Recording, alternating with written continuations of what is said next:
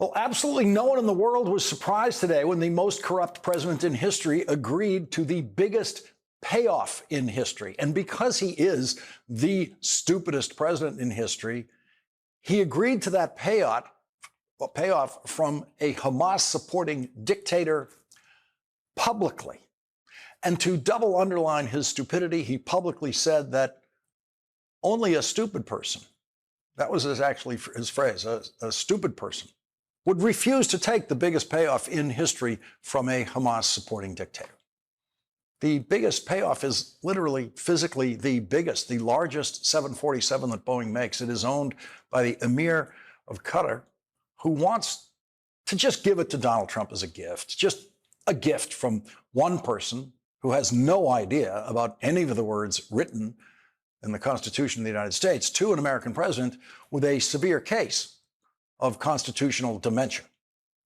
The founders of the United States of America specifically imagined this very scenario before they could imagine anyone other than birds actually flying. Not, the plain version of the scenario, but the other version of the scenario, the gift version. In the Constitution that Donald Trump and the Emir of Qatar have never read, it says that the president absolutely cannot, quote, accept any present, emolument, office, or title of any kind whatever from any king, prince, or foreign state. Okay, they didn't specifically say an emir, but king and emir are both four-letter words meaning exactly the same kind of guy.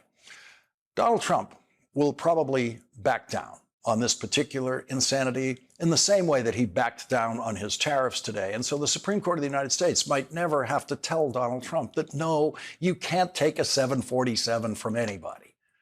Reports indicate that the payoff talks have been underway for several weeks. And so that means that every single day, Donald Trump was telling what he called baby girls who are 11 years old. That was his actual description of a baby girl 11 years old. He said that.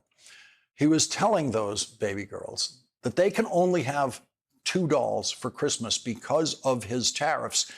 Every day, Donald Trump was saying that crazy stuff about 2 dolls. He was secretly working out the delivery of the biggest Christmas gift in the history of Christmas gifts to himself. Donald Trump said one true thing about the biggest payoff in history today. He said, I appreciate it very much. And I'm so sure that he really does appreciate it. And then he said something the whole world knew already. He said, quote, I would never be one to turn down that kind of an offer. Yeah, we know. That's the problem. That's one of the many reasons you are not morally qualified to be president of the United States. We know you would never turn down that kind of offer. ABC News reports Donald Trump got his completely unqualified and incompetent Attorney General Pam Bondi to write a letter to his completely unqualified and incompetent Secretary of Defense saying that the Defense Department could accept the aircraft as a gift and convert it for use as Air Force One. And then, just when Donald Trump would need to use it as a private citizen, the Defense Department could just give it to Donald Trump's presidential library. And all that means is that Donald Trump wants to keep riding in a private 747 when he's no longer president. That's what this is all about. It's about what's he going to fly in after he's president. How does Donald Trump get a free, ultra fancy 747, literally fit for a king, to fly around in the final years of his life when he's no longer president? Giving up your private 747 is one of the harder things about leaving the presidency, and Donald Trump does not want to suffer that indignity again. And so he has reached into the kindness well, deep in the heart of the Emir of Qatar. And this time, the Emir, instead of doling out money to Hamas to support Hamas, has decided to support Donald Trump, to support Donald Trump's lifestyle. It is every bit as filthy an arrangement as it sounds like. Senator Bernie Sanders said, I don't know who needs to hear this, but no, Donald Trump cannot accept a $400 million flying palace from the royal family of Qatar. Not only is this farcically corrupt, it is blatantly unconstitutional. Congress must not allow this over-the-top kleptocracy to proceed. The customization of that 747-800 made it probably worth much more than $400 million at delivery, and the Defense Department would have to spend hundreds upon hundreds of millions of dollars, possibly billions, to convert that plane into possible use as an Air Force One substitute. The plane has none of the presidential level communication capacities that Air Force One has. It does not have the mini hospital and surgical center that Air Force One has. And it might never be possible to assure the integrity of that airplane because it has not been in the custody of the United States government since its birth, as every previous Air Force One aircraft has been. Garrett Graff writes, to even begin to mitigate that risk from an eavesdropping, tracking, cybersecurity, or sabotage standpoint would involve stripping the plane down to the equivalent of the studs.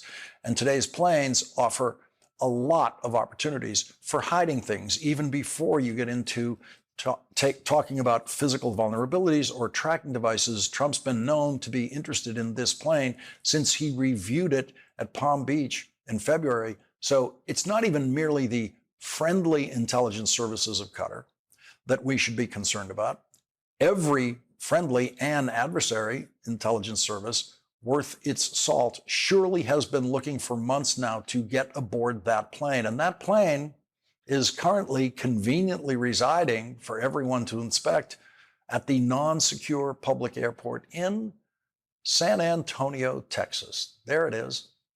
There are currently two fully functioning, identical 747s serving as Air Force One. Boeing is significantly behind on a contract to deliver two new ones. That contract was initiated during Donald Trump's first presidency. Donald Trump boasted about the genius of that contract and how no one else could have possibly negotiated the deal for Boeing to build two new versions of Air Force One, even though several previous presidents had ordered new versions of Air Force One for 70 years or so. The current perfectly good versions of Air Force One are actually the same age as Donald Trump's personal plane, which was 20 years old when Donald Trump bought it because he could not afford a new Boeing aircraft. The 747 that Donald Trump wants to take from the main funder of Hamas is already 13 years old. It's not going to happen. This payoff is as ugly and stupid as it looks, and it is totally illegal. But it offers a perfect companion piece to Donald Trump's two dolls declaration for Christmas. American kids can only have two Barbies at most.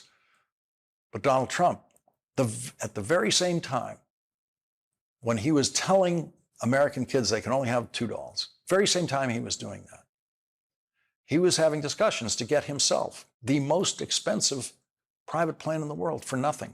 Donald Trump has just spent months telling Americans they have to sacrifice because of his tariffs. Donald Trump has told Americans they have to pay higher prices because of his tariffs. Donald Trump has told little girls they have to accept that they're going to have less for Christmas because of his tariffs. And Donald Trump has told small business operators that when they go out of business because of his tariffs, America will be better and stronger because of it. And he was trying to negotiate a free plane for himself that whole time. Biggest plane in the world. Wall Street proved today just how stupid they think Donald Trump is. The stock market skyrocketed today when Donald Trump completely reversed himself and surrendered to China in the trade war that Donald Trump started. Now, think about why the stock market went down so badly because of the Trump tariffs, and then why it came rocketing back as soon as Donald Trump removed the biggest tariffs today. It's because they believe Donald Trump is irreversibly stupid. Now, I don't study the stock market. I never think about it. Like most people, I have some retirement money that's floating in the stock market in some fund. It has been for years. When Donald Trump terrified the stock market with his tariff and panic selling filled the trading days, I did absolutely nothing with whatever I have in the stock market because I always knew Donald Trump was going to surrender. I always knew that the person who started the trade war was going to end the trade war because it was going to become politically impossible for Donald Trump to continue the trade war. And that's exactly what happened. So whatever I was holding in the stock market in December, and I genuinely don't know what really is in that fund, it's a retirement fund, I don't pay any attention to it, I ended up doing the smartest thing you could do during the Trump stock market crash, which was to do absolutely nothing. The stock market crash was created by one person, and I always knew it was going to be reversed by the decision of that one person to just give up. But Wall Street actually believed that Donald Trump is so irreversibly stupid that he was going to continue the tariffs no matter what. That's what the panic selling was about. Wall Street actually believed Donald Trump is so irreversibly stupid that he was going to do what he said he was going to do. And they knew that if Donald Trump did what he said he was going to do, that would destroy the economy, destroy the stock market. The stock market rocketing back up today was not some kind of vote of confidence in Donald Trump. It was a statement about just how stupid they thought he was. Last week, they thought he was so stupid that the stock market was scary. Turned out Monday, not as stupid as they thought he was. Stock market was shocked to discover that Donald Trump was not as stupid as they thought he was, because that's what they discovered today. Donald Trump did exactly what I've always said he was going to do. The stock market was shocked. He gave up and they were shocked. And they were thrilled. So they went on a buying spree today, driving up the price of basically everything. The New York Times reports, quote, "It remains to be seen what agreements can be reached in future negotiations, but the talks this weekend and the tariff chaos of the past month did not appear to generate any other immediate concessions from the Chinese other than a commitment to keep talking." That's right. The Chinese government offered Donald Trump zero, and Donald Trump took it. Donald Trump said, OK, zero is good enough for me to drop the tariffs. And so now the pointless and illegal Trump tariffs on Chinese products are down to 30% from the insane 145%. 30% is still a crazy level. It's a big enough tariff to kill American businesses and to make toys too expensive for parents this Christmas and to kill jobs in this country. The Yale Budget Lab says that the average cost of the tariffs per household are still going to be $2,800. The Wall Street Journal editorial board writes tonight, "Rarely has an economic policy been repudiated as soundly and as quickly as President Trump's Liberation Day tariffs, and by Trump's own hand." Witness the agreement Monday morning to scale back his punitive tariffs on China, his second major retreat in less than a week. As with last week's modest British agreement, the China deal is more surrender than victory. So after weeks of market turmoil, the economy is left with higher trade costs and greater uncertainty for business. CNBC's Brian Sullivan gave voice to that uncertainty. But while we're feeling good, and we should today, and it's Monday and the markets are up, so why not feel good, Tom? We're just one tweet or Truth Social post or headline away from maybe another market collapse. Isn't it important for your clients and our viewers and listeners to always accept that reality that one hallmark of this administration is that you could get one person saying one thing and then a few hours later or next day, somebody else saying something else. If the president says, well, China's not negotiating in good faith and we're walking away, I mean, there's a 1,000-point drop. In a piece on Substack titled, "When an Arsonist Poses as a Firefighter," Nobel Prize-winning economist Paul Krugman writes, "A 30% tariff is still really, really high, especially combined with the 10% tariff we're imposing on everyone else. This wasn't a case of both sides backing down. China only imposed its tariffs as a response to Trump's gambit and has reduced them only because he retreated, and retreat he did. This was basically Trump running away from the killer rabbit. The prohibitive tariff has been paused, not canceled. Nobody knows what will happen in 90 days. The uncertainty level has arguably gone up rather than down. This retreat probably hasn't come soon enough to avoid high prices and empty shelves. The Chamber of Commerce, which has always been a supporter of Republican economic policy before Donald Trump, said, while any agreement that reduces tariffs is good news, it is important to note that even with this China agreement, tariffs are much higher overall than they were at the beginning of the year, and many businesses, especially small businesses, are dealing with growing costs, and disruptions. Okay. Dear Wall Street, I have a message for you. Write this down. The 90-day pause that Donald Trump announced today is going to last forever. Don't worry, he's not going to bring back the crazy skyrocketing tariffs. Yes, he's very, very, very stupid, but not as stupid as all you people on Wall Street think he is. Joining us now is Rick Woldenberg, CEO of Learning Resources, an educational toy company. Rick, thank you very much for joining us once again. I wanted to get your experience on the paying end of these tariffs because it is you, an American importer, an American citizen, an American business person who actually pays these tariffs. How is your business faring as of tonight, knowing that the China tariffs, if you pay them next week, will be 30%? I mean, I'm depressed about it, honestly. We're probably going to have to make the choice to support our business to bring in some inventory. We have about $11 million of inventory sitting in China that we continued to make after April 2nd because we didn't want to default on our agreements with our trusted partners. I think we'll have to bring that in, which means we'll burn $3 or $4 million plus some other inventory that was sort of in Never Never Land that we'll probably bring in. Rick, let me stop you right there for a second. I just want to make it clear to the audience. When you say we'll burn $3 million, meaning at the port, when you import that $11 million order, you will pay a tariff of something like 3.3 million. Yes, plus we have another 13 containers that we were going to divert to the UK, and we'll probably enter them now. It'll probably end up being $4 million, which is an enormous penalty for us. A 30% duty rate is confiscatory, and it's a border tax on our assets. And I just want people to understand this. This is Rick Woldenberg, American, who personally is going to, in effect, stand at the dock and pay $3.3 million in tariffs. Donald Trump has always said China pays the tariffs. What was it like for you during the presidential campaign, hearing somebody tell that lie to people that someone other than you and your customers have to pay that tariff? I feel like we and the American people are being gaslighted.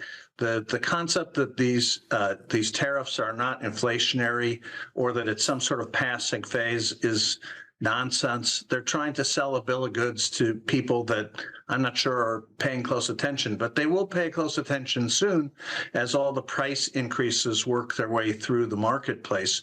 We've seen breathtaking changes in prices, and I frankly don't understand why people aren't hair on fire about this now, including Congress.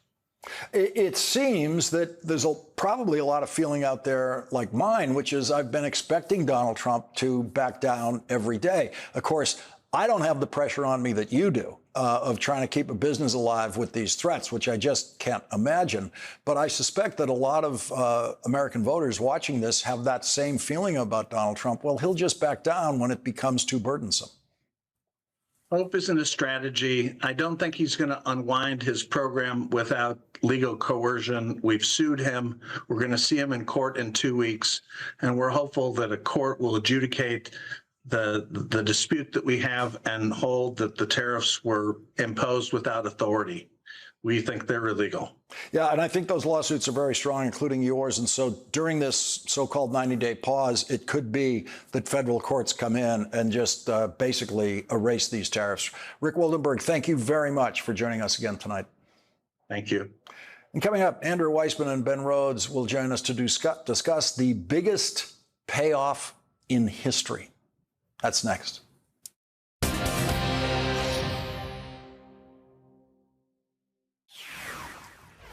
Air Force One is the military designation for any Air Force plane carrying the President of the United States. The last several generations of Air Force One have always been the biggest airliner that Boeing has been manufacturing at that time. Air Force One bears a color design chosen by President Kennedy's wife, Jacqueline, in 1961. Air Force One has been a 747 since 1990. And in the same sense, that the Capitol and the White House are more than just buildings, Air Force One has always been more than just an airplane. Air Force One is not just a random luxury airplane. It is a symbol of and a projection of American power. It has flown 15 different presidents. It carried President John F. Kennedy's body after his assassination and saw President Johnson be sworn in under unprecedented circumstances. When people see Air Force One on TV, when they see it land in other countries, whether in London or Tokyo or Brazil, they immediately know that America has arrived. Trump is selling out one of the most iconic symbols of American power that we have. And what people will now see is the most powerful man on earth flying around in a plane paid for by a foreign government. It's disgusting. It's wildly corrupt. And just because they are doing the corruption in plain sight does not make it any less damning or sad or gross. No president should take free stuff from a foreign government, and certainly nothing worth $400 million. The answer is no, thank you. End of story. Very simple. End of story. I cannot take that. Joining us now is former Air Force One passenger Ben Rhodes, former Deputy National Security Advisor to President Obama and MSNBC political analyst. Also with us, Andrew Weissmann, former FBI General Counsel, former Chief of the Criminal Division of the Eastern District of New York. He's also an MSNBC legal analyst. And Ben, as the former frequent passenger on Air Force One, I just want to get your reactions to any aspect of this. Yeah, well, I mean, first of all, as a former passenger who flew over 1 million miles, actually on Air Force One, I remember the first time I got on that plane and I logged onto the computer, Lawrence, in the back of Air Force One and found a set of remarks that had been written for George W. Bush when Russia invaded Georgia. And what that reminded me is that I was a temporary employee. I worked for the American people, and I was going to be there after George Bush and before whoever came next. And it was a symbol of our democracy, right? That kind of aircraft, that iconic aircraft passes from one president to the next and ultimately belongs to the American people, not to the individual who's the president of the United States. And to pull the camera back here, look, this is a manifestation of the rampant corruption that is characterized by the Trump administration. But let's remember what else has happened here. Jared Kushner received $2 billion from the Saudis for his investment fund. That wasn't for his investment acumen. That was because he was the son-in-law of the former and perhaps future president. He's received all manner of favors from different Gulf Arab states, the Saudis, the Emiratis, the Qataris. He has launched a crypto meme coin that he's made hundreds of millions of dollars off of. He's normalized corruption in plain sight. He is using the office to profit for himself and for his family members. And that is not how the American people envision that office being. And I think this is a useful moment to not just look at this particular example of Air Force One being corrupted, but how the entire presidency has been corrupted under Trump. And until people decide that they've had enough of this, he's just going to keep squeezing every dollar he can out of the office. And that is at our expense. That's at the expense of what the American people want from their president. And that's just something that we finally have to draw a line in the sand and say, we're just not going to take this anymore. Andrew, Donald Trump took off on the real Air Force One today on a thank you tour of Middle East potentates who've been so generous and kind to his family, including Qatar. Thank them for the biggest payoff in history.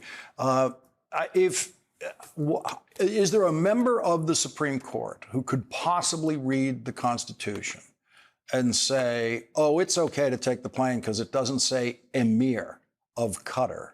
It just says King and Prince giving you a gift? No, of course not. That can't be the ground. Of course, we do have our own issues with Supreme Court justices who have taken money and other gifts and favors. And as Ben said, that is not what you're supposed to do, that you're not supposed to profit from your public service where you owe a duty of loyalty to the people, and it's not your sort of personal piggy bank. A lot of people have talked about that we're in a constitutional crisis, but this is a perfect example. You opened with the exact language of the Constitution, where they were obviously quite worried about foreign states paying money to our leaders, let alone the actual president of the United States. And as Ben so aptly noted, this is just the latest and the most easy to understand example of that corruption, but it's going on in cryptocurrency and Bibles and sneakers and sales of seats and tours to the White House. But this is such an easy one for people to understand, but it's directly contrary to the language in the Constitution. And it's not just language, it's so clear what people are concerned about, which is you do not want public officials, let alone the President of the United States, to be taking money from a foreign government. In order to do that, Congress actually has to agree that it's appropriate. And even this Congress, I don't think, is going to go that far. And Ben, the Constitution the Emoluments Clause does not say you can't take a bribe. That's a different idea. This is saying you cannot take a gift. And the Attorney General is justifying this by saying it's not a bribe, it's just a gift. In other words, it is exactly what the Constitution says you cannot take. Yeah, I mean, does anybody think that you can get a $400 million gift and look impartially at the government that gave you that gift? Of course not. Anybody with a shred of common sense knows that if you receive a nearly $500 million gift from a foreign government, you're probably going to take the phone call from the person that gave you that plane, right? You're probably going to adjust the interests of the United States to meet the interests of the people that gave you that plane. And look, what's so outrageous about this, Lawrence, is, and this is where I think the Democrats have to go, is that you have people in Congress who are proposing, massive cuts to Medicaid. They're taking money away from people who need taxpayer dollars to fund their health care, taxpayer dollars to deal with a housing crisis, and while looking the other way as Donald Trump takes massive gifts from foreign governments. They're not looking out for you, they're looking out for themselves. And I think that's what's important, is you have to connect this corruption to what is being taken away from Americans, which is a sense of us looking out for one another, which is a sense that the government doesn't slash funding for people that are in need to give a tax cut to rich people, while the president is taking gifts from even richer people from other countries. I mean, that's what's happening right now. And I think we have to tell this whole story together, because Donald Trump is in this office to enrich himself, to enrich his friends, whether it's through graft and corruption or whether it's through tax cuts for rich people. And at the same time, the people that are suffering are the people in this country who are hurting. And this should not be a hard story to tell for Democrats. Ben Rhodes and Andrew Weissman, thank you very much for joining us tonight. Welcome. Thanks. And coming up, Bill Gates has more to say about, quote, these are his words, the world's richest man killing the world's poorest children. That's next.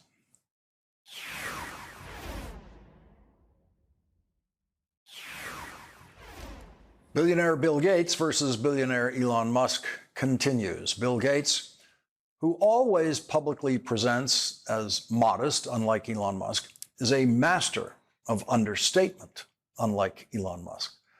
Last week, Bill Gates said, the picture of the world's richest man killing the world's poorest children is not a pretty one. Bill Gates was referring to Elon Musk's destruction of the United States Agency for International Development, whose mission is to provide food for starving children around the world, especially in Sudan, at the height of a terrible famine there right now, and to provide life-saving medicine to the poorest children in the world, among many other missions. And because Bill Gates has a modest habit of always trying to understate his case, and because Bill Gates once was the richest person in the world, hearing him speak last week about, quote, the world's richest man killing the world's poorest children, end quote, was all the more striking. This weekend, Bill Gates muted his rhetoric a bit with Fareed Zakaria, but made the same point about what Elon Musk did to the United States Agency for International Development.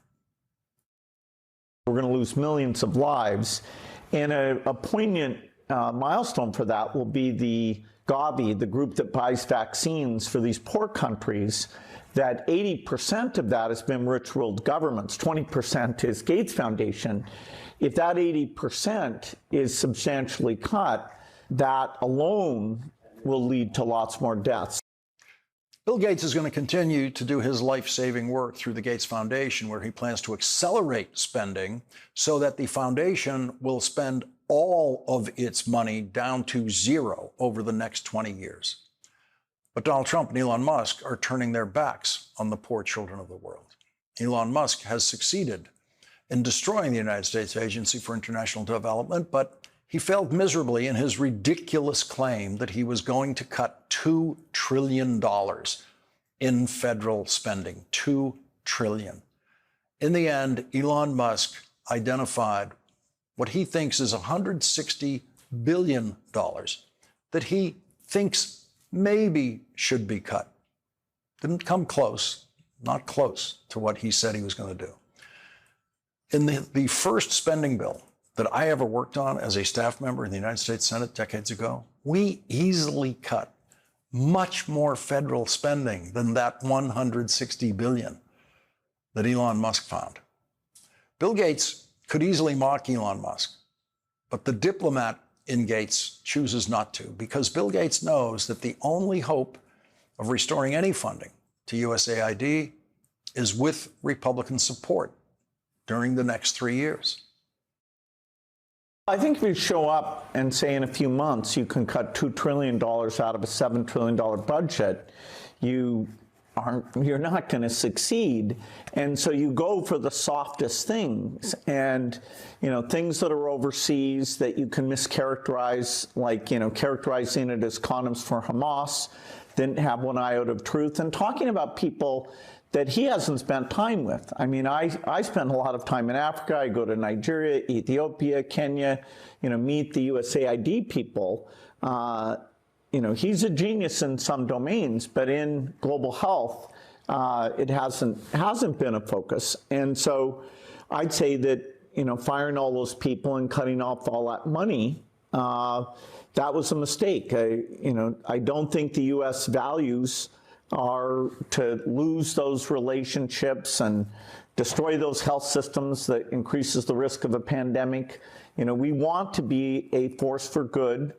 If there was a modest cut, and a challenge to be more efficient or to get others to step up, I'm fine with that. But 80%, that's going to be millions of deaths, and it's a mistake. Elon Musk has lied obscenely about the United States Agency for International Development and the people working there, calling them part of a, quote, criminal organization. Well, these are heroes. I mean, to take a job in Africa, and these aren't, high-paying jobs, other than the military, these are about as honorable, and they're the face of America to people who we want to be allied with us. And we want their health systems to be, tracking potential pandemics. So, it's a shame that they were characterized in that negative way. As we build it back, fine, we'll do it with a bit fewer people. But demonizing them is deeply unfair. Bill Gates, ever the optimist, is hoping to rebuild USAID and rebuild the American conscience about our responsibility to starving children, suffering children, children suffering from famine and dying from diseases that have been conquered here in the United States. Not all billionaires are the same, as the story of these two billionaires proves. And so tonight, when Elon Musk dreams his fantasy of going to Mars, which will never happen, Bill Gates dreams about what we really can achieve right here on this planet. I don't want a legacy. I'm not trying to be remembered. That's not important to me. And so the fact that foundation will be gone, the dream would be that malaria and polio, the legacy would be that nobody remembers what those awful diseases are. And coming up, Senator Elizabeth Warren found millions of dollars in wasteful spending that Elon Musk did not find while Elon Musk was taking food away from starving children. The $21 million wasted on deportation flights to Guantanamo Bay is next.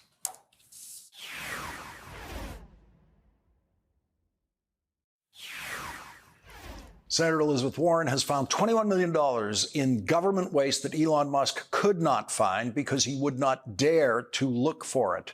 From her position on the Senate Armed Services Committee, Senator Warren forced the Trump Defense Department to tell her exactly how much money they have spent transporting migrants to Guantanamo Bay, which is currently holding 32 migrants in custody there after Donald Trump threateningly promised to send 30,000 people to prison there. We have 30,000 beds in Guantanamo to detain the worst criminal illegal aliens threatening the American people. Some of them are so bad we don't even trust the countries to hold them because we don't want them coming back, so we're going to send them out to Guantanamo. Every sentence of that statement was a lie. They did not have 30,000 beds in Guantanamo Bay. None of the people sent to Guantanamo Bay were proven to have criminal records. And as of tonight, the grand total of people being held in custody there for immigration reasons is 32 at a cost of $21 million. Elizabeth Warren forced the Trump Defense Department to admit in writing that they spent $21 million flying people to and from Guantanamo Bay at a cost of $26,277 per flight hour. If Donald Trump and Elon Musk wanted to spend $26,277 per hour, they could have fed an awful lot of starving children and families in Sudan who are suffering from a famine right now. But Donald Trump and Elon Musk ripped food away from those starving people and spent the money on $21 million of wasted trips to Guantanamo Bay. NBC News is reporting the naval base there currently hosts 32 migrants. According to a defense official, a tiny fraction of the 30,000 that President Trump promised. Guantanamo has held a total of just under 500 migrants since Trump announced the effort in January, and it has never held more than 200 at any one time. Many of the migrants flown there are believed to have been flown back to the United States. So the people who Donald Trump said are so bad they have to be sent to Guantanamo Bay are almost all back in the United States tonight. Senator Elizabeth Warren said every American should be outraged by Donald Trump wasting military resources to pay for his political stunts that do not make us safer. U.S. service members did not sign up for this abuse of power. And joining us now is NBC News senior national security correspondent Courtney Kube. Courtney, this is one of those situations where Senator Warren's ability to pull the teeth at the Defense Department and get us the facts really have been able to tell this story. Yeah, absolutely. So, I mean, these are the questions that we've been asking for months now, ever since late January, when the Trump administration announced that they were going to take these sweeping actions against migrants. And then once we found out soon after that they were going, as you just played the clip from President Donald Trump, saying that he was going to be sending people to Guantanamo Bay, we have tried as reporters to get these details, Senator Elizabeth Warren, as part of a hearing with the head of U.S. Transportation Command, General Reed, asked these questions, got them responses back from Transcom, and was able to share these with the public. That's why we have this level of transparency. As you mentioned, 46 U.S. military flights carrying migrants, over $26,000 per flight hour, accumulating up to over $21 million to carry migrants. You know, President Trump said that there would be 30,000 there. That was to ultimately be spread out. Mostly those migrants were to be held in tents. Some would be held at the actual detention center at Guantanamo Bay, others at the Migrant Operations Center. At no point have any migrants actually been held in those tents, though, Lawrence. The ones who have been held there have been either in the Migrant Operations Center, most of them actually in a detention facility there. But as you said, at this point, there are 32 there in total. It's not clear whether any will continue to even be transported there or not. Those are questions we've been asking the Department of Defense and not getting a whole lot of clarity still. And Courtney, what do we know about the decision to send people back? And who did they choose to send back to the United States from there? Again, that's another issue that there's not a lot of transparency on. We've asked the question. We've not even really gotten a whole lot of fidelity about the individuals who were sent to Guantanamo and then sent on to other countries. But we do know that a large proportion of them were brought back to the United States, we believe, to be held in some sort of a detention capacity here in the United States. But again, it's just not something we've had a lot of information on. One of the sticking points here is that the U.S. military, yes, is transporting or has transported many of these migrants, but ultimately this is a Department of Homeland Security mission, and ICE is also involved. And because of that, we just haven't gotten a lot of concrete facts or information about that. And Lawrence, many of these flights carrying migrants have actually transitioned into charter flights and not the U.S. military in recent weeks. NBC's Courtney Kube, thank you very much for your reporting, covering this story for us. Really appreciate it. Thanks. That is tonight's Last Word.